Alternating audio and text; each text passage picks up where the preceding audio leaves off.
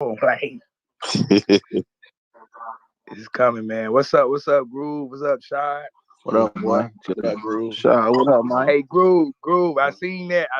What you just tweeted about the two players was fighting and the dude threw the little right hook on him. Yeah. That's in South. Was that in South Florida? Huh? Was that in South Florida? It looked like some South Florida type. I don't know, man. I was looking at. I was trying to figure out which team it was. It was a South Florida team. Okay, I know, because I know y'all heavy with that 7-on-7 down there. Well, yeah, if it was one of them South Florida teams, we definitely would have been all over it, like, you know, what was going on. But like I say, that hook was right. It was right. Hey, that was beautiful. It was placed perfect, man. Hey, that's how it be though, man. That should be intense. Them 7-on-7 tournaments and stuff be intense. Yeah. I think it's going at a. I mean, and I love it. A lot of people don't like it because they say, "Oh, it's not real football." And I say, well, listen, when you was younger and you played street football, that's 7-on-7. Exactly. That's all it was. Street football. That's all it was. We played throw up tackle, sideline pop, throw up tackle. It's pretty much the same thing. You and your homeboys playing against them and their homeboys. That's all it is. Yeah, man. So I don't got no problem with it. I know a lot of people do, but hey, it is what it is, man. I got a question for you though. One thing I would say, man, I like how most 7-on-7 teams are actually getting kids involved with traveling around the country with schools and stuff like that. Because a lot of kids don't get the opportunity to go to a school. That's true. A lot of people can't afford. A lot of kids, they be relying on their high school coach. Sometimes their high school coach don't know A from B. So they stuck. They like, well, dang, man, my high school coach didn't get me no offers. That's where 7-on-7 come in, you know what I'm saying? Because they in tune with a lot that's going on around the country, so it's good for them. That's true. I got a question real quick. What's up? If a kid lives in Orlando or somewhere out of South Florida, can they still play for SFE? Yeah. Okay. So most of South Florida Express kids normally they were born in South Florida. They probably eventually moved out of state or moved out the city and stuff like that. So they still have connections with some of the South Florida coaches, and then they end up playing for South Florida Express because they like, well, that's where I was born. You know what I'm saying? So I could go back and represent where I was born from. Right. Okay, cool. So and I mean they not the only one who get players who don't stay there. Cam Newton team had a bunch of players that don't stay in Georgia. That's true. Yeah, that's true. You know what I'm saying? So I think he had a couple kids from Mississippi on that squad too. Shit, he had a player. How you know when to register though? How you know when to register? Well, they give out tryouts. South Florida Express normally do their tryouts, I think, in January, mid-January. But they do such a good job in identifying the kids around South Florida, specifically who they want on their team. You know what I'm saying? They do probably the best job of. I think Immortals does a good job too. But I just think South Florida, they just know who they want off top. You know what I'm saying? And then it's like you see the relationship that me and Streeter has within our community. South Florida Express is probably like that too. They have an immediate relationship with the community. So if they been knowing the kid since he was 5 years old, now he's 15, and he want to play for South Florida Express, what you going like? You can't hate on that. Let's come on, man. Let's go. What's going on, X? What was the question? He asked me if a kid was not living within South Florida Express area, could he still play for them? And I was saying, yeah, like, you know, if he was born from South Florida, yeah. Yeah, their quarterback was who they had at quarterback. They had Jaden Rashad. No, Jaden Rashad, right? Rashad was Immortals quarterback. They had Hurley, Colin Hurley, right? Was it Dante? No, it wasn't Dante. Moore. I think it was Moore. Moore was one from Western. Colin Hurst, and then they had Was it Dante Moore? Yeah, it was Dante Moore. Dante Moore played on Cam. Yeah. Dante Moore is on Cam team. Yeah, he played on Cam team. Oh, he played on Cam team? Oh, okay. Yeah.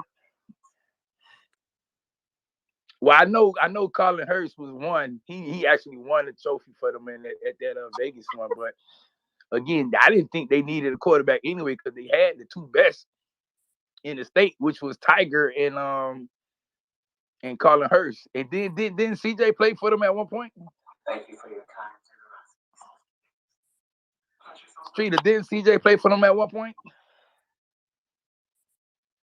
I don't know what Streeter got going on, but I think CJ played for him. CJ is the Chaminade quarterback who's I think he's 24 or 25, one of them. Excellent. I'm saying Tiger didn't even go to Vegas because he was at Miami. He was at the Miami. Yeah, once the schools start doing that 7-on-7 thing, you know, the West ain't letting their players go. They like, you coming with us, you know what I'm saying? You coming with the team, you ain't doing that other stuff. So he had, Tiger had a good spring with South Florida Express, and then once the West got a hold to him, it was like, okay, yeah, now you got to represent the West.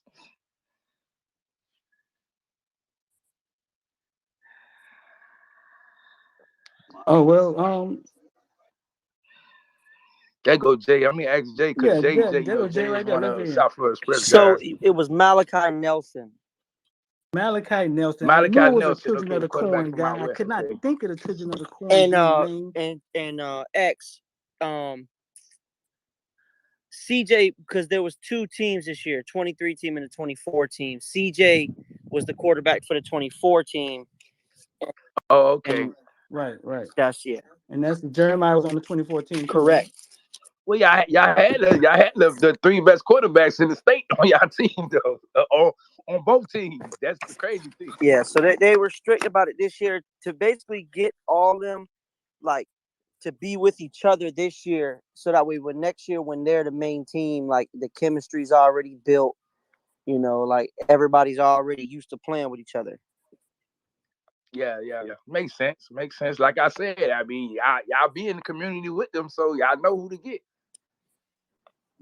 Yo, I got a quick question. What's up? Is Cormani coming this weekend? Yes, he's supposed to be coming for Legends Camp. That's the word that I got. I don't know. If I'm like 90% sure the word that I taking got his was he's official supposed to be this coming weekend. to the Legends Camp. And like, do you guys know like who's coming on campus, as in like the legends and stuff like that? Or is it like? Oh, you mean? No, they didn't. They never put a list. They never put the list out. Probably the day before Friday, they'll give us a list if that. But I know it's gonna be a bunch of legends. Just trust me, it's gonna be something.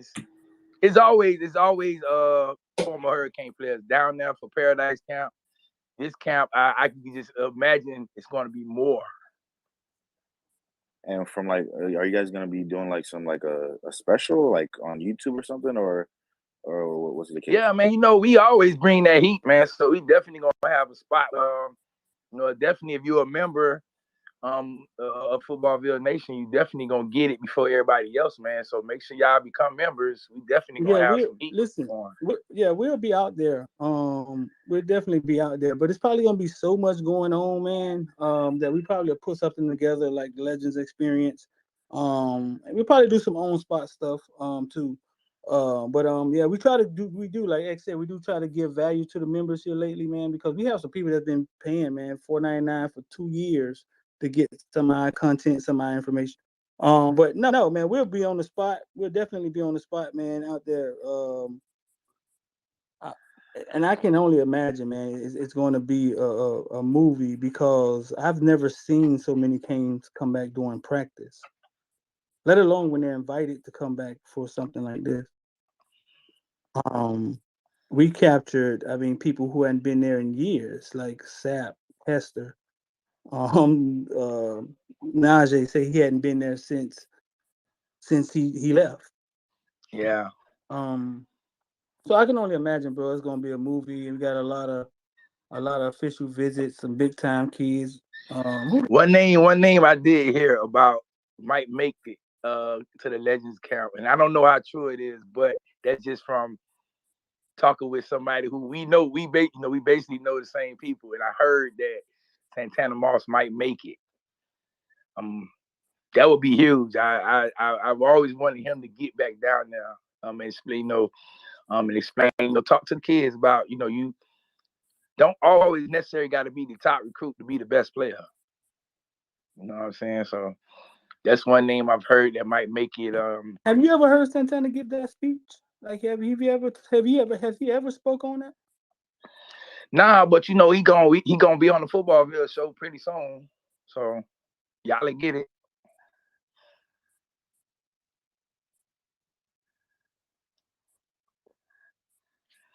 What's up? Anybody else got some questions? I'm answering all questions today, so get them off while you can. X, what's good, bro? What's up, Peter? What's happening? What's going on, fellas? I got a question.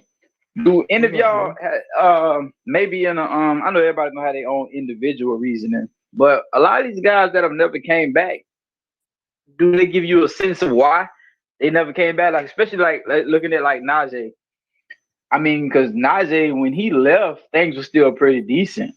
You know what I'm saying? So it's like, why he never really came back to campus like that? I mean, I don't know Knijeah, but I know a lot of it was once they left, the school wasn't really embracing the former players. That's even going back to Knijeah era. You could just see the decline of when the school was embracing a lot of those players. So even under Coca? Slowly, I think. Say it again, Kyle. I say even under Coca, because when Knijeah left, Coca was here. I think. Okay, when the players first leave, right? When they first leave and they getting started in their NFL career, do you see any of them really come right back, or they get acclimated first, then they come back?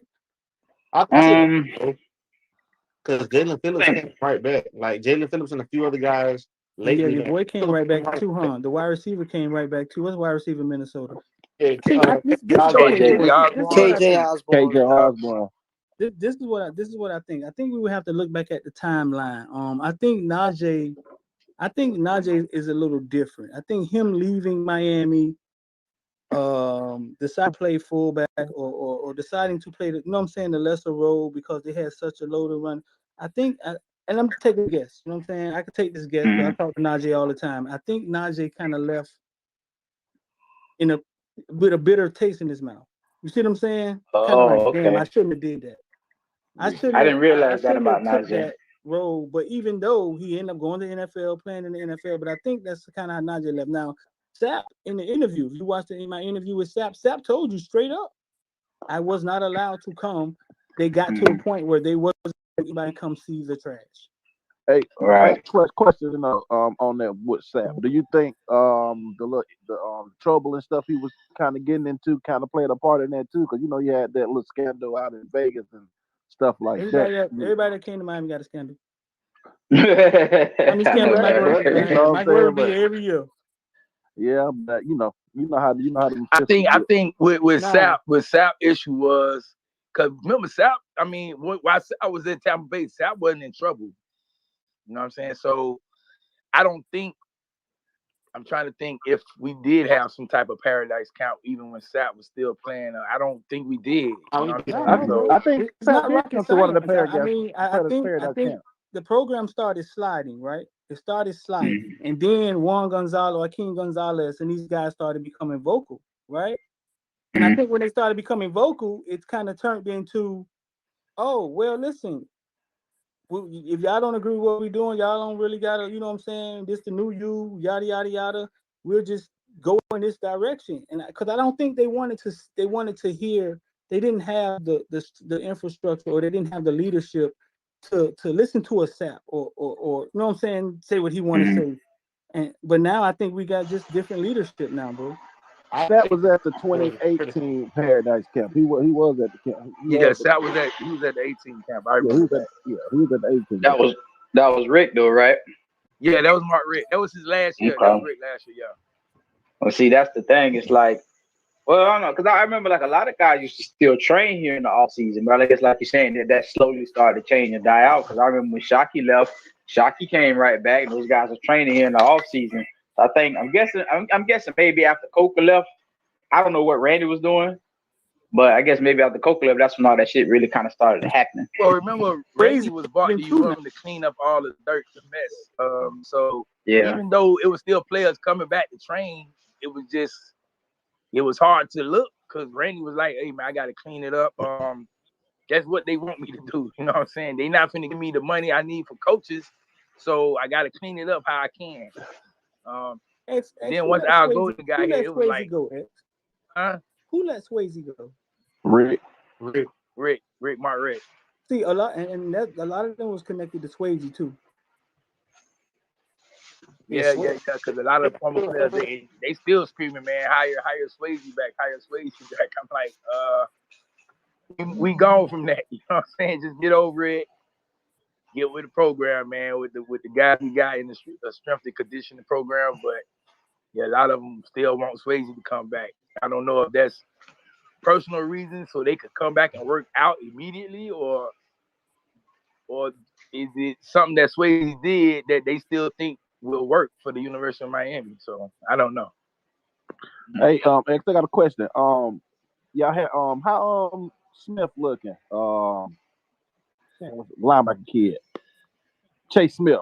Chase Smith, man, I seen Chase out there the other day, walking around, and he looked like he got taller. Because Chase wasn't that much taller than me, but it looked like he got taller. So is he looking at? So he's still playing linebacker or what? So what? Yeah. He's gonna play linebacker. They're gonna have him playing a linebacker. Everybody thinking that he's gonna play the striker position. No, he's not. We got too many of those already for him to even think about playing that position. So 10-4. Okay. I got a question. Y'all hear me? What's up? Go ahead. Question. Hey, I'm gonna go off topic a little bit. Hey, what you hearing about Ray, the kid from the wide receiver from Edison? Ray gonna be at Paradise Camp. He gonna be at Legends Camp this weekend. He did enjoy his Louisville visit. That's basically all I can say. He gonna be down here for Legends Camp. And I think they'll prioritize. I think he got sick. He got sick at Louisville when he was up there. He got sick. Yeah, and he'll be here for his official visit, right, Ed? Yes, his official visit, which starts, I think, Thursday or the 24th, whichever one of them. Okay, y'all think Louisville a threat to us or something? Or yeah, they're a threat. They're a threat. Louisville playing the game that everybody else is trying to get right in. now. A lot of people underestimate the money Louisville has too, because they invested like back in even the early 2000s. They was known for putting a lot of money to their program, but like it seemed like they kind of switched from football and started investing more into the basketball aspect, because Louisville was like shit. They had one of the most prominent offenses in the early 2000s. Yeah. I remember they had that left hand quarterback that was all over the field. And that running back, that big boy, he about 260. Yeah, the big one, number 19, something like that. Michael Bush. Bush. Yeah. You know what I'm saying? It seemed like they kind of reinvested into, they kind of shifting that money back to the football program. But yeah, them even just with their facilities, they had one of the top facilities for years. They got money. That school got money. They got money. They got big time money. That's the thing now. Now you're gonna start seeing schools who actually have money to compete with these the big time programs. Like Tennessee. Huh? Like Tennessee. Tennessee got a shitload of money. Man, look, listen, I've told people Tennessee want to outbid Bama. Tennessee can outbid. They can. That's why they got a whole lot of money. They got a whole lot of fucking money, bro. I'm sorry, I didn't mean to cuss on y'all. I don't know how y'all get down. On my bad. No, it's cool. Yeah, they got a whole lot of money, man. Everybody going crazy about the Ohio State team, like Ohio State getting all the top receivers, but it's cool, man. If Tennessee want to go outbid everybody, they can't. Moves like that. Hey, one of y'all feedback or something, bro. Somebody editing during the show. Yeah, one of y'all had like a feedback or something, man. Probably somebody was one of them trying to record the show. I don't know. You know how they be stealing our stuff all the time anyway. That's what we here for, dog. That's what we here for. Nah, man, I got a Facebook DM, man, the dude like say, man, X, y'all keep doing y'all thing, man. Don't forget, don't worry about the haters. And I asked him, I say, where did that come from? He like, man, because everybody be stealing y'all stuff and they don't want to give y'all no credit. And I was like, oh, okay. I'm like, it was just a shocker because he just out the blue. I was like, I wasn't even thinking about it, but Ian is a kid that I really wanted in this class, right, going to Ohio State. But if you look at the history of South Florida players or Florida players in general really going up to Ohio State, as far as on the offensive side of the ball, they really haven't had a lot of success. And I think the last one probably was Ted. Was it not Ted again? What's the one that played cornerback and receiver? Chris Gamble. Gamble. Yeah, like I don't understand like how these kids don't really see that, because you had the kid Johnny Dixon that that was committed to Miami at one point, went up there, you didn't hear from. Don't forget the running back who just flipped from us to Ohio State a couple years ago. Yeah, he was a stud too. I think he would have killed it here. He was like a 2-star. Crowley, I think that's his name, Crowley or something. Crowley, light-skinned kid. Yeah. So I don't understand how these kids are not, or whoever handling them are really doing their due diligence to see it. Like, hey, yeah, they going up there, but they're not producing like they would at some of these other schools in the South. What do you think the reason behind that when they get up there? When you say produce, you mean producing from an NFL standpoint? I'm just even in college. From a college standpoint, a lot of them kids ain't really. They kind of get lost in the sauce. Because I know you had one number 9. He was committed to Miami at one point, but ended up going to. It wasn't within the last 2 years. He actually played. He played some last year, but I don't think he got drafted this year when he went to the draft. Oh, so you're saying actually South Florida kids that actually go up there and what do they do? Man, who Gamble was the last? Gamble couldn't have been the last South Florida kid that had success up there. No. Because you got the Bosa. No, we talking about. I'm talking about. Okay, yeah, he said skill guys.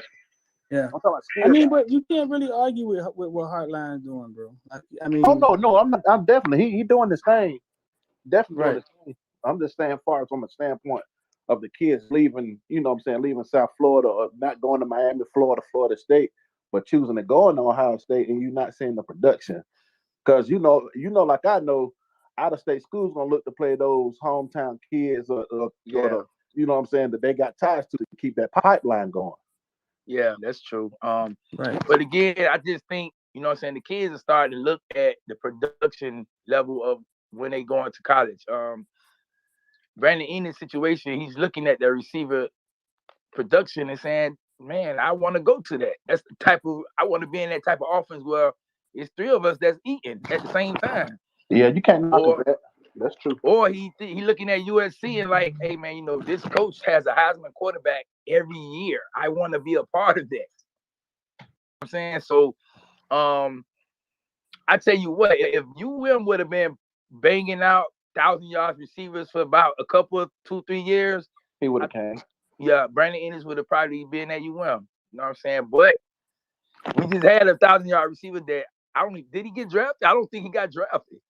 Nah, he didn't get drafted. That's crazy. That's crazy. Night. So you looking at it like, well, hey, our best receiver in the past 10 years ain't get drafted. Oh well.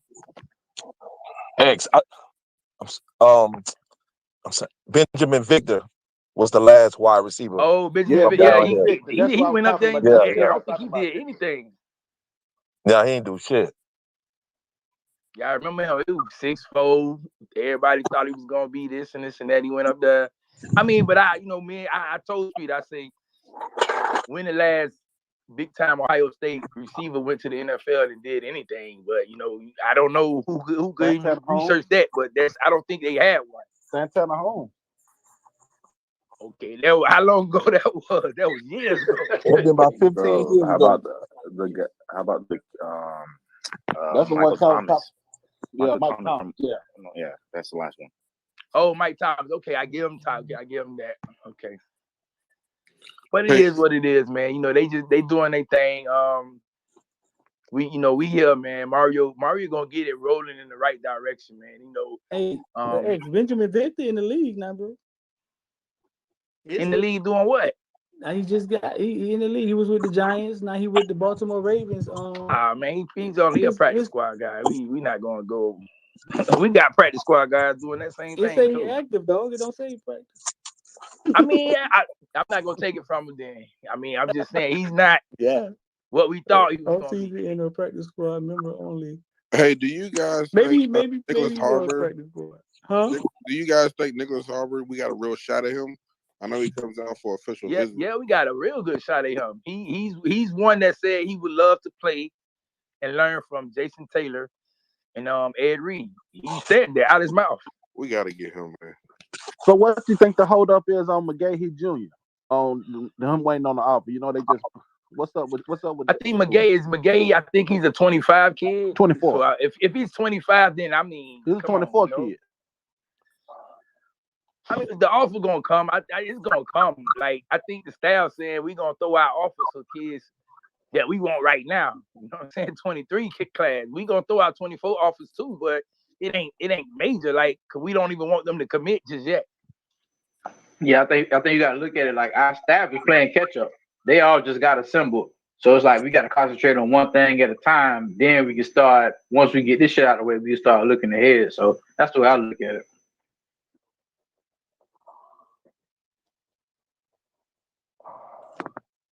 I don't agree, but I feel you. I mean, no, I feel like they should offer him, but even if they offer him, the kid is not gonna commit. I don't think it's a committable offer either.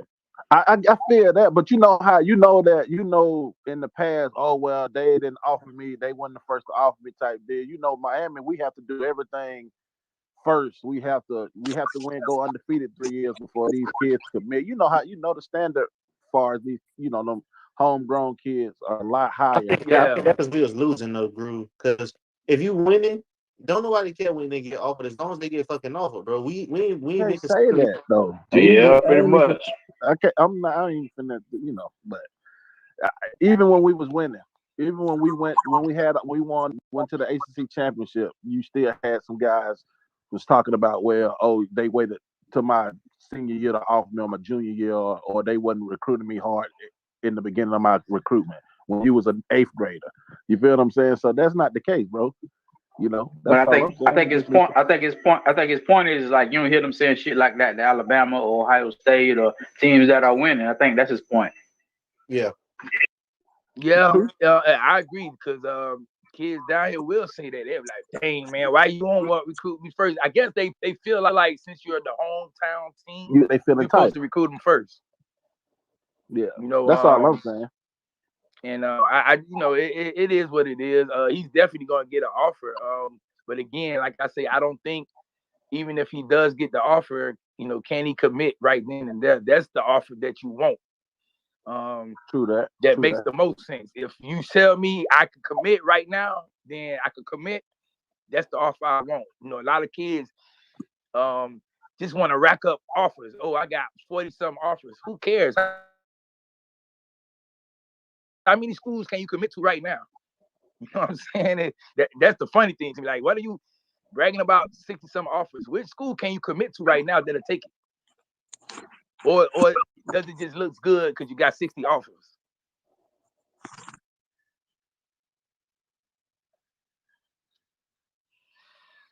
I remember years ago when we had got the DJ Johnson kid from out west. And they were like, "Oh man, this kid got 90-something offers." And I was like, "What's the point of him saying he got 90-something offers? Which school he gonna commit to though?"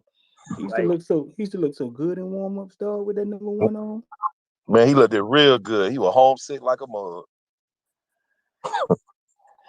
I think when he got here, he was mad that Garvin had passed him up so fast. Because Garvin came monster, though. Garvin came in during the spring, so. Garvin was a monster when he first came in, boy. Yeah, so I feel like, he just ain't want to wait.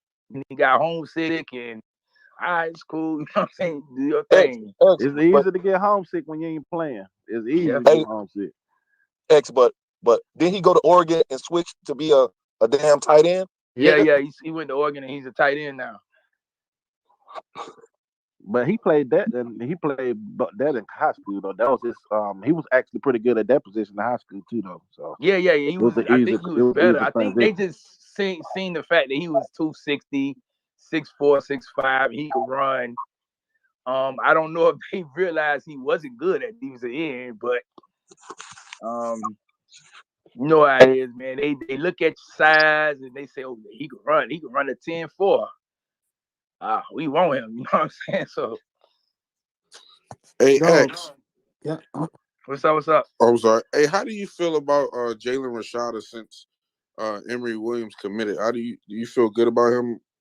Yeah, I think their plan was always to take 2 quarterbacks because you look at the quarterback room now. TVD is going to leave next year. Now you're stuck with Jake and Ja'Cory Brown. What's the other quarterback? Patchman, Peyton Machoka. Machado, Yeah, Yeah, I don't think Machoka he'll still be here. So now you only got 2 quarterbacks. You know what I'm saying? You still need backups after backup. So yeah. I think their plan was always to take 2 quarterbacks. That's why they was pushing for Emory a commitment, and they saying we still gonna keep fighting for these top dogs. I thought Matoka was supposed to go over there with Lashley. They said he thought about it, but then he decided to stay.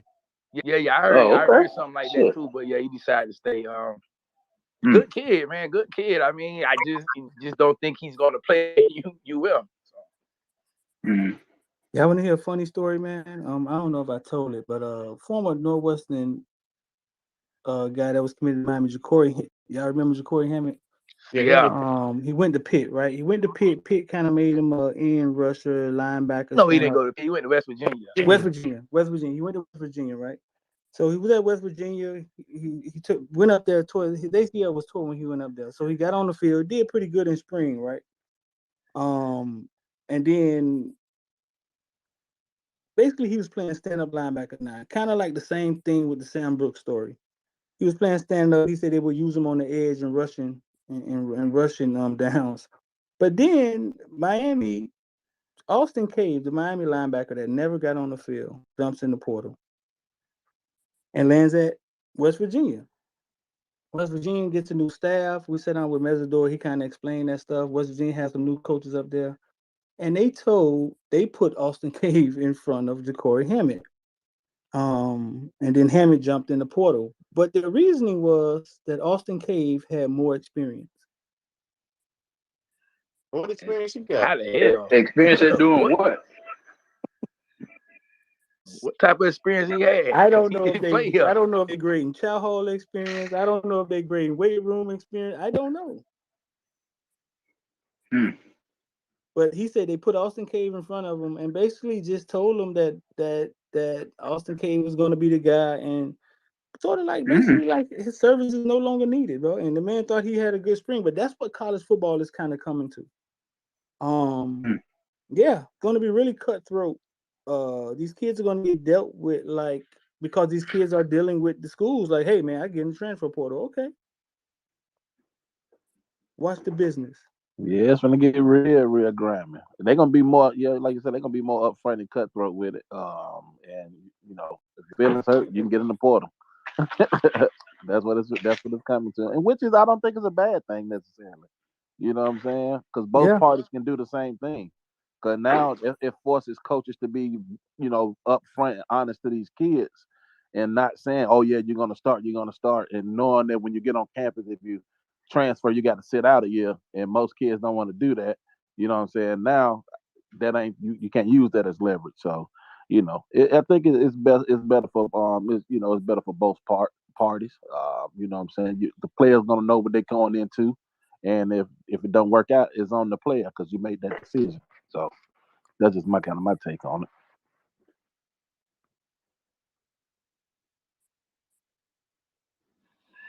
But yeah, man, I thought that was a funny story. Go ahead, X man. There's so much recruiting stuff going on right now, bro. Yeah, so much. The fact that we about to take 3 tight ends. Yeah, talk about that, X. Like we taking 3 tight ends. Like the last time we took 3 tight ends. I don't remember us ever taking 3 tight ends. I'm trying to remember. So one of them blocking? What's gonna happen? Well, okay, so this is my theory, and I'm gonna stick to it. Everybody trying to question it, but one of those guys is already committed, going to turn into an offensive tackle. And the one I keep saying is Jackson Carver because he's already 6'7", 225. He comes from that Midwest area where they turn those exact guys into offensive tackles. They always do it at Wisconsin, at Iowa. My dog putting his foot in the ground. Y'all hear my dog over here? My dog, he ain't had that much football experience, right? No, he got 1 year of football experience. He plays. He's a hockey guy and he's a lacrosse guy. He's tough already. So right. I want him at if we could throw the weight on him, I want him at tackle. You know what I'm saying? The other guy, the one that decommitted from Clemson, he looks more of a blocking tight end, but he still can run his routes. And then we get Riley Williams. One of those guys got to go play offensive tackle. I mean, that's just a natural thing you're gonna need. Because taking 3 tight ends, you're like, well, hold on.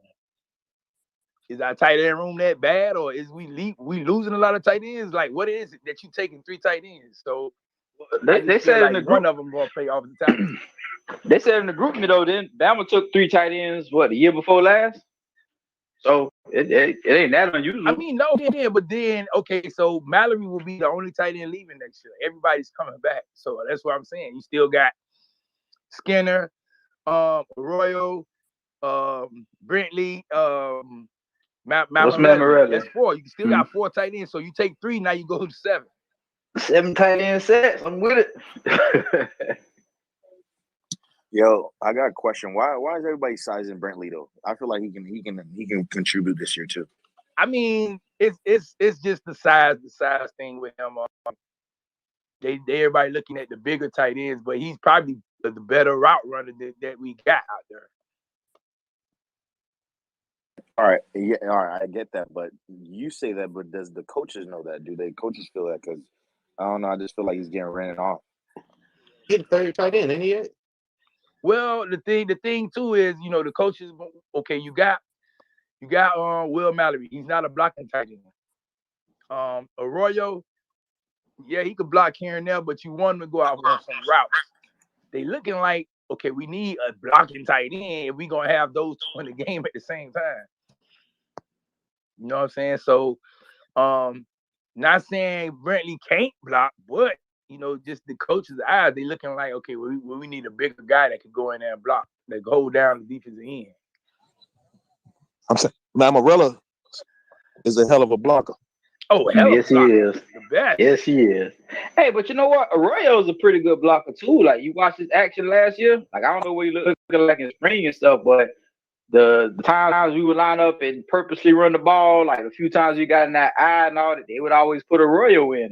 Arroyo is a pretty decent blocker himself. He's a decent blocker. I mean, he's not top notch, but he's decent. Like, he's outside of Mammarelli, he's probably the best blocking tight end we have. So. But that's as a freshman too, X. He's still gonna get some more weight, get some more strength, and I think he's gonna be a complete tight end by the time he's done. Yeah, I think he might even have a better season than Will Mallory. Will Mallory keep playing. Oh yeah, I'm with you on that shit. If we look at the track record, it seems like Mario is going after length, size and length. Yeah, that's what he's looking for.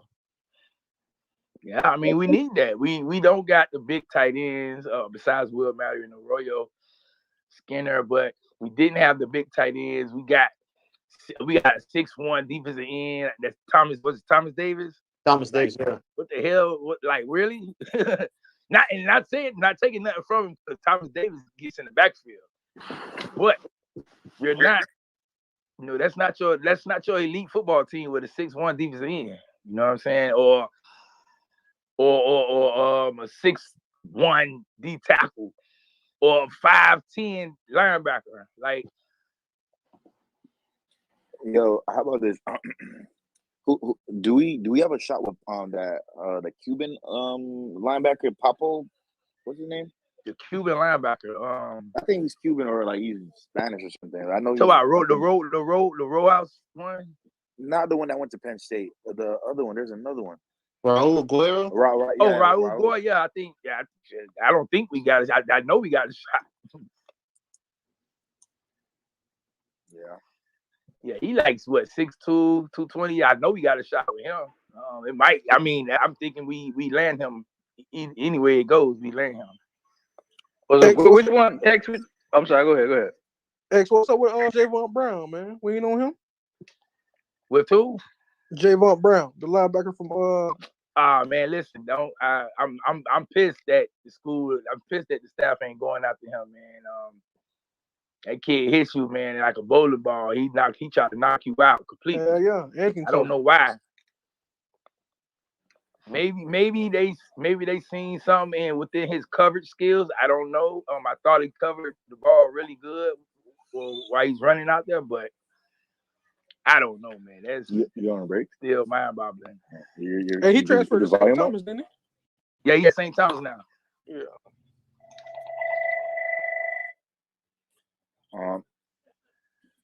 Yo, what's up with James Williams? He's like the man's a menace, bro. I was watching the recap of the spring game. I seen when he was lined up with Arroyo. He just smacked the shit out of him. Oh yeah, the James Williams, that's the type of player he is, man. He gonna let it be known that he's on the field. Like he gonna do something, and you gonna be like, okay, yeah, Zero's on the field. Watch out.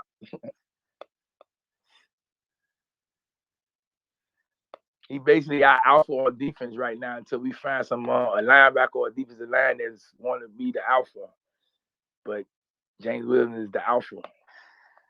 So obviously, if they take 3 tight ends, they're not getting a tight end next year. Then most likely not. Yeah, most likely not. Well, yeah, most likely not. Most likely not. Yeah. Because I feel like if Arroyo guy has a good year next year, he's gone. He's gone. That still leaves us with 6 tight ends. X, we warm on any other linebackers? Say it again. We warm on any other linebackers? I think the staff feel good about Malik Bryant. I don't know why. I don't feel good at all about him. They feel good about the Raul Agoro. They love. They looking at the teammate of Washington, the former teammate of Washington, Saquon Clark, who's actually plays linebacker for Killian. They looking at him a lot. He can run. He can go cover a receiver, tight end. He's very athletic. He come and hit you. That'll be the good thing with him and Bobby Washington, because they both could run. We keep hearing these stories about Bobby Washington actually being faster than his brother Robbie. So, I mean, hey. Our linebacker board don't seem too big to be a big need for us. But I mean, I'm not worried anymore because Charlie Strong is here. So Charlie Strong he gonna get us the guys we need to play. He'll coach them up the right way. We haven't had a linebacker coach in probably 20 years. Wait, look. Staying on that though is what does the linebacker landscape look like across the nation? Like, does it look like it's a bunch of guys out there? Like, we know how receivers look across the nation, maybe because mainly a bunch of them are here. But what do linebackers look like across the nation? Okay, so the situation you have now, you almost only going to play 2 linebackers. Most schools only going to go out there and play 2 linebackers. The thing is, Malik Bryant is not a Mike linebacker. So what position does he play? He's not that Mike linebacker. He's probably the weak side, or the strong where he can attack the ball. We only going to have 2 linebackers on there, so it's like, okay, which position he's going to play? You know what I'm saying? So that's my only issue with recruiting those type of guys. I don't think he wants to play Mike backer. So I just feel like, man, just let it go, man. Let him go to a team where he'll be able to play like that 3-4 style linebacker where he can come off the ball and blitz, stuff like that.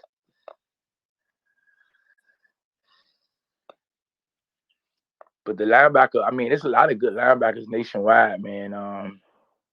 So hopefully we get the guys we need, man, and move on from now. I know 24, man, we got a stud right in the background that Coach Mario old school, so I ain't worried about that one. Hey, X, give me a rundown of guys that you like that we not recruiting. It don't matter the position or where they at.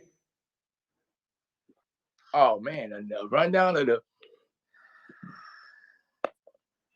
Like I know Files is one, even though I guess we recruiting them now, but I know Files is your number one. But like, just give me some guys. William Files will be one. Javonte Brown will be one. I mean, not Brown. Javonte Brown is two. Now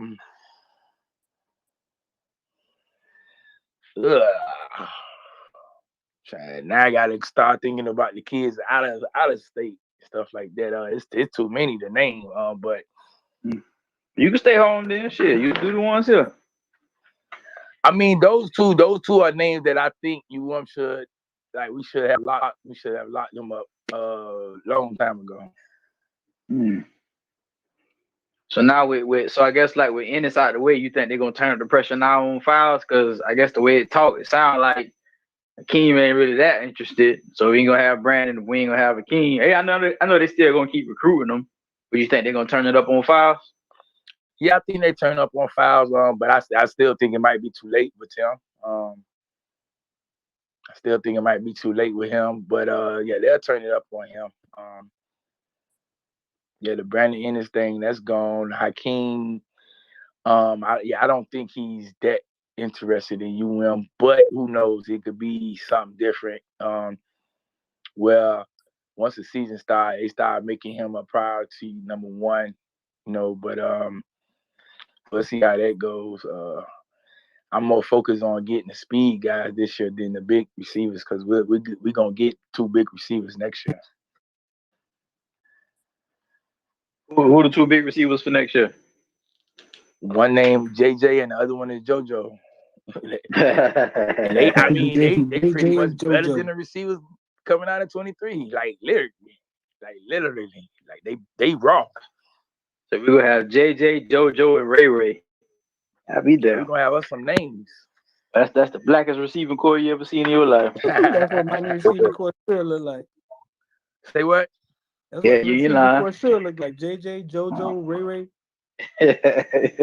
Hey, we get us a man. Shit, we're gonna be in there. man. Man, we get a man. That's a championship right there, boy. Yeah. I'm with it. X, what corners be looking good for? Cornerbacks this year, Damari Brown is one. What's his name? Sharif. Yeah, you pronounce his last name. Sharif Denson or Dunston, one of them. Sharif Denson. You think Damari gonna stay at corner? Yeah. Okay. Coach Gaddis, not Coach Gaddis, Coach Dye, he like the big physical corners. So Damari, he better stay at corner. He won't get no burn at safety. The way we recruiting safety. So, but another one, cornerback. Man, I got this thing on my list. Hold on, it's pulling up now.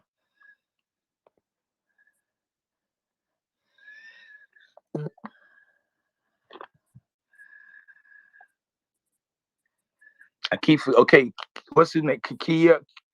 Kenyon Lee. Kylan Lee? Yeah, from Kenyon Lee. They like him a lot. I don't know what's the situation with Danielle Harris. That's Darnell Harris' little younger brother. I don't know the situation with him, why we not all over him, but it's cool. They keep saying he in love with Georgia for some reason. Well, it's cool. So I don't think he's that much. I don't think he's better than the other guys we're going after, but X, how you feel about these June commitments? I heard you say it's over with Brandon Ennis and these June commitments. Like, how do you feel about them?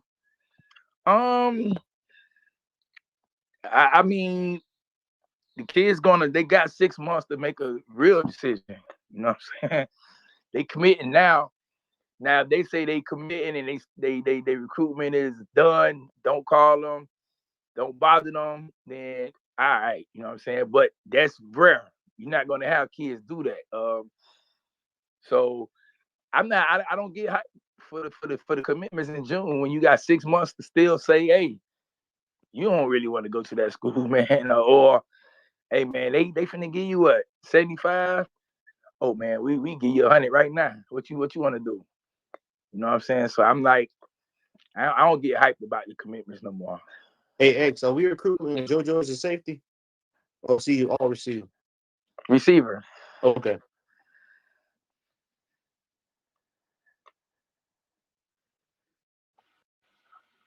What's good, everybody? What's going on, Matty? What's up? You got something you want to say, bro? No, you kind of touched on something I talked about in the group chat, man. Like, you gotta relax as a fan base, man. Like, team ain't on the field yet. We ain't started summer workouts, fall workouts. Everybody, we do this to ourselves every year. Kick commit, and then in the summer it's just kind of something to hold us over, and then we, hell yeah, da da da, and then we don't do what we're supposed to on the field, and the kids decommit, and all of a sudden we, man, F that kid, he wasn't that good anyway, blah blah blah blah blah. Emotional response. Like, we handle business, but I wholeheartedly believe Mario will. These kids will come when it matters.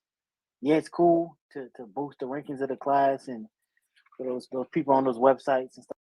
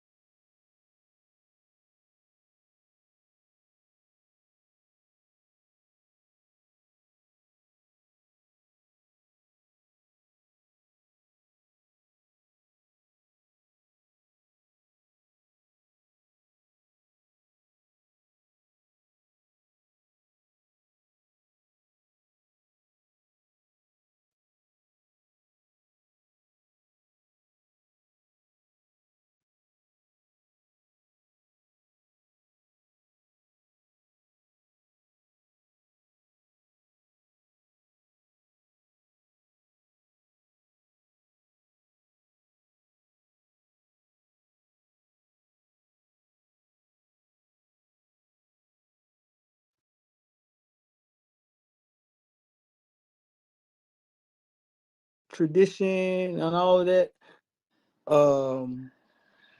The best thing Mario and them could do is, man, connect to the community, because they have a rich talent base right around them. And let that flow throughout the state, and try to use both to recruit the kids. You feel me? Yeah.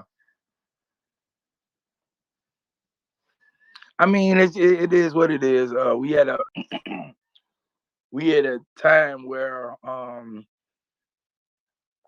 players want the money. You know what I'm saying? I'm not mad at them. You want the money, go get the money. You know what I'm saying? The only thing I could say is don't just go for the money without understanding that this school or this staff isn't the right staff to develop you. Because if you go to a school just for the money and they don't got anybody that can develop you, then now you looking like Boo Boo the Fool. You know what I'm saying? So just gotta think smart, man. Think smart. It's not always about the money, because like Deion and them say, the payday is when you get to the NFL. It's not college. You know what I'm saying? What you say? Ask the payday is when you get to where? The payday, the real payday is when you get to the NFL, not in college. So you're saying that to say what? Explain that part. No, I'm saying don't just go to the school just because they offer you the most money, because it could end up being a bad situation where they don't develop you, and now you only went to the school because of the money, and that's all you got. Like the original goal is to go to the NFL, the next level. So that's the payday that you're really looking for. Yeah. Has anybody confirmed Lama Leva? Like those numbers that got thrown out, right? Like, how will we ever confirm that? Say it again. The kid that went to Tennessee, those numbers that got thrown out, right? You mean like the 5? I mean the 8, whatever. Yeah. I mean, I don't know. I don't even know if we can confirm it. It's basically just talk.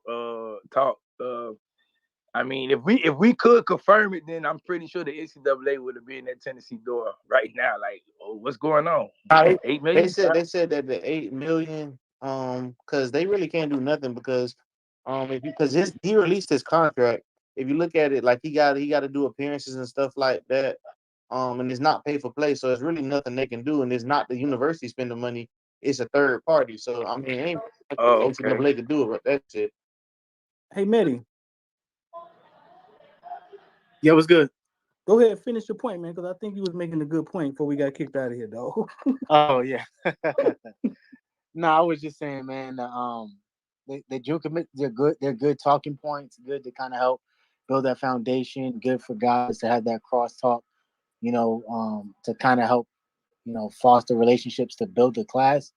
But I don't think that we always have to put so much emphasis on those June commitments, because like X was literally saying, they got a whole another 6 months. I think a lot of times those commitments are kind of so those guys can enjoy the process. Like they go through the visit process, go to different schools, get oohed and awed about the different universities and their experiences.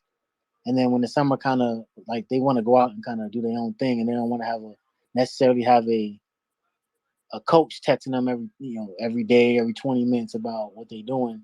Then they want to kind of enjoy life. So I think a lot of these commitments is kind of like solidifying classes for coaches that they can start kind of projecting things out. But in reality, the big stars can always decommit. You know what I'm saying? Team ain't performing on the field. Things ain't going the way they expected it to go. Guys decommit. Everybody gets emotional about it. And then we back, square one, talking shit about the kids. Oh, he wasn't this, he wasn't that. Like, let things play out. It's cool. We got some commits. I think they all, obviously, I would expect them all to stick. But in reality, we don't want to set ourselves up for failure as a fan base before Mario has even stepped the field in a game that actually counts. With these lofty expectations, and then when kids fall through because maybe the expectations we have don't translate, then we all of a sudden we get upset, and it's like, man, F that kid, F that when he decommits. Like, let it play out, let him do his thing. There's plenty of time left. There's good talking points, good things to talk about for sure. But I think June commitments are cool for June. when the team gets on the, we all know there's a whole other recruiting season as soon as the team gets on the field, and then that December, and then of course that February. So everybody just relax. Ain't no reason to get all crazy yet. We got a whole season ahead of us. So that's all I gotta say. You know what I'm saying? I agree with you 100% because even when I be saying when people are complaining about recruiting now, I just say games ain't even been played yet. Like Mario is literally getting recruits based off of his like the future on his outlook on what he got for the team. He ain't even people not even seeing what this man got to offer and they commit to him. Can you imagine when we winning this stuff, what's gonna happen? So I don't know why people stressing and we not gonna get recruits. Bro, like this is a fucking marathon. I think, man, once we win, that changes the whole outlook on us like getting a 5-star or 4-star or something like that, man. So we, like y'all say, we still got time. Look, Yeah, if that's y'all the see crazy it, thing, man. That Mario been in this. He been around it the longest, for a long time to understand the recruiting thing. You know what I'm saying? So we not gonna do what the team in Leon County did. Talk about recruiting momentum in June and summertime like that. Scratch that. That fake means momentum. nothing. We want kids that's gonna commit because they feel like we they belong at UM or we gonna develop them and then we having a good season. So like my Medi said that December commits matter more to me than June. Like you ain't got that much time to flip your commitment in December. You know what I'm saying? You basically gonna commit and sign on the 17th, I guess whatever day it is. So we ride like that, man. What's up, 1804, man? Kendo, what's good? Yo, what's good, man? What's going on with you? Nah, man, just chilling. Yeah, I just wanted to say one thing, man. I think as fans, one of the things that we get caught up with, man, we get caught up with all the stars shit, man. That the star shit is cool, bro, but the main thing, like what real coaches are looking for real blue chippers, man. We need to be what the coaches are doing, what they're recruiting blue chippers. They ain't going out, they ain't necessarily, going crazy over the 5-stars. No, there's some 5-stars that's real legit for real. But like for example, like Williams, like he's what I consider like a blue chipper. He ain't got all the high ranking or whatever because he ain't really got exposed. I mean, as far as like getting exposure yet, but we gotta trust in our coaches, man, what they're doing. When Cristobal was over there at Alabama, he wasn't. Nick Saban did not put him as head of recruiting over there at Alabama for no reason, bro. You know what I'm saying? If Nick Saban, who most people consider to be the GOAT, have Cristobal as the head of recruiting over there at Alabama, he was at that position for a reason, bro. So we as fans, we got to be patient. We got to trust in what Cristobal and the staff is doing, man.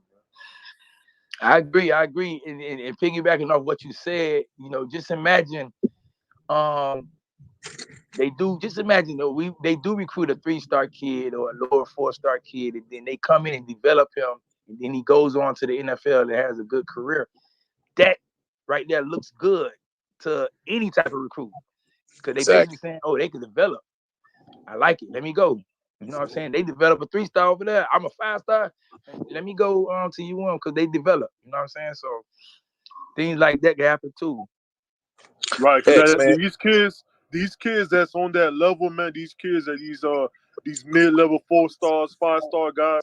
Those dudes, they want to know if they're going to get developed, man, because they trying to really make it to the next level. You know what I'm saying? So like, Cristobal, he knows that, and he proved that he could develop these guys. Just like what's the lineman, the defensive lineman that was in Oregon, number 5, I forgot his name, but dude was a high-ranking Thibodeau. Yeah, Thibodeau. Thibodeau was like one of the top players in the country coming out of high school. And look what he did. Mario, and with the same staff that he got, I think Joe Salavea, he developed him, and now look at bro, dude was like what, top 5 pick? You know what I'm saying? All because all because of like we have the right. He had the right coaches to make sure that hey, these guys going to develop me, and now look where he's at. So these younger guys is coming in. These guys they know a lot. They got a lot of information with these phones in their hands. They can go look up, so they can go talk to certain people. They can go on YouTube and watch games. You know what I'm saying? So these kids they got a lot of access to a lot of things. So these kids they know what they're doing, and our coaches they know what they're doing. So we just gotta wait as fans to be patient. Hey man, just to piggyback off that, man, we got to realize that if Mario put a muzzle on USC for like 3 or 4 years when it came to recruiting, bro, he went into LA and snatched everybody he wanted, including Thibodeau. So we as fans got to relax and let this dude work, bro. He silenced USC for like 3 years. Silenced them. USC and UCLA, the entire state of California. Yeah, silenced all that shit. Yeah. The man got a 13 recruiting class in 6 weeks, bro. Like, I ain't never seen no shit like that. Man, that man went over there in Oregon and he dominated like he was supposed to dominate.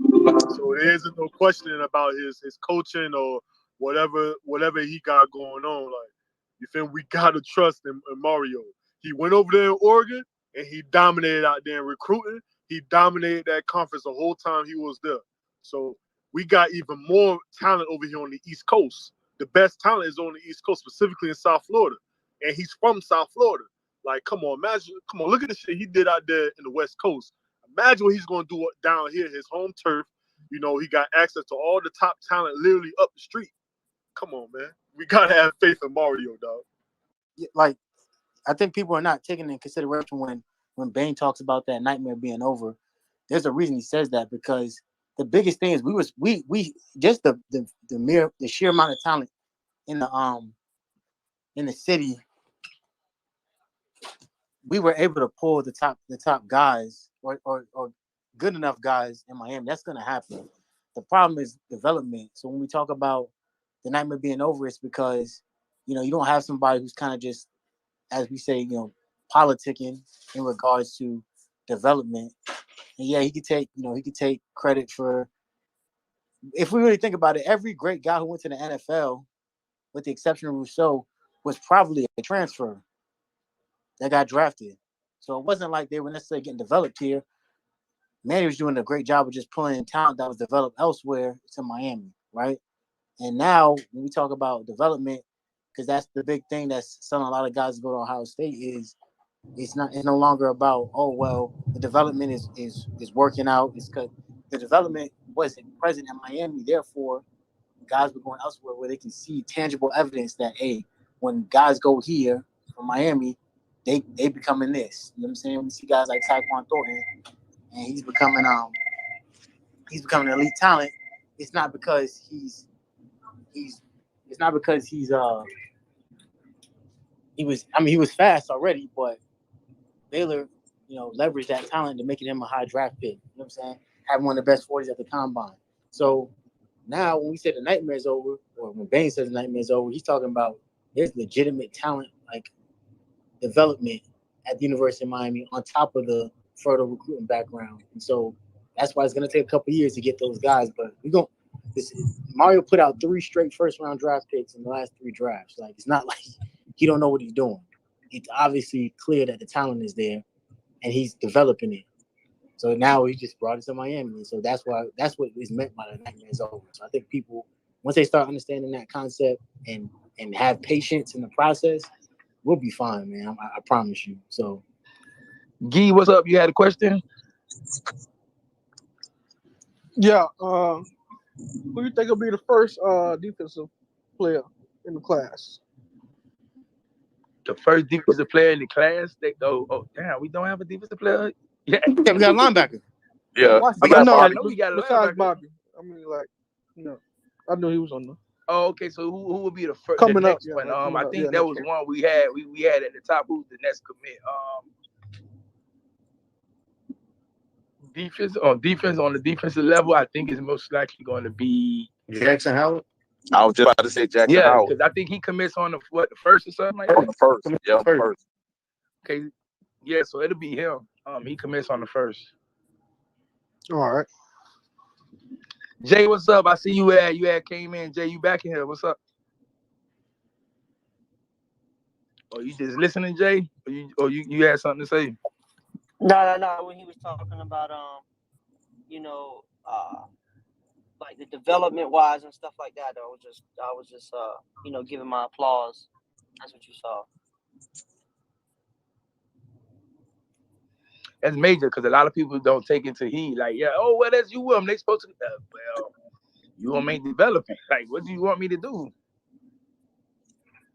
But I think the staff we got now, man, they all does a good job in developing the kids that they identify, man. It's crazy because when I was out there last week and I snuck out and I seen Mario and Coach Adai working out the defensive back, I was like,